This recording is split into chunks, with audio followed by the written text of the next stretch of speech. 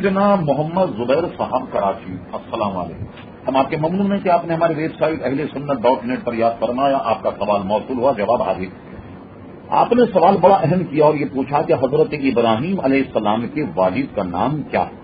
دیکھیے، قرآن مجید فرقان حمید میں جو اشارے ملتے تو اس سے لوگوں کو یہ ترشح ہوتا ہے کہ حضرت ابراہیم علیہ السلام کے والد ماجد جو ہیں وہ آزر۔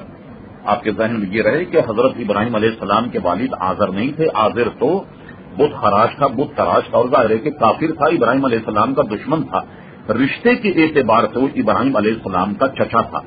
سب سے بڑا ثبوت ہم پیش کرتے ہیں، حضرت ابراہیم علیہ السلام کے والدین بھی مسلمان تھے، اور ان کے والد ماجد کا نام تھا ابراہیم بن تاریخ بن ناخور، یعنی ابراہیم علیہ السلام کے والد کا نام تاریخ ہے اور دادا کا نام آپ کے ناخور تھا۔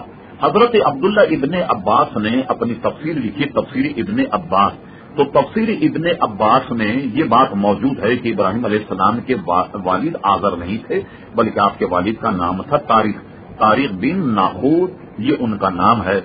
اور اسی طریقے سے بہت سی کتابوں میں یہ مسئلہ موجود ہے کہ ابراہیم علیہ السلام کے والدین ماجدین جو ہیں وہ بھی مسلمان۔ تفصیل اگر آپ دیکھنا چاہیں تو اعلیٰ حضرت فاضل بریلوی رحمت اللہ تعالی کی شمول الاسلام کا مطالعہ فرمائیے، اس میں بھی بے شمار دلائل اس کے موجود ہیں۔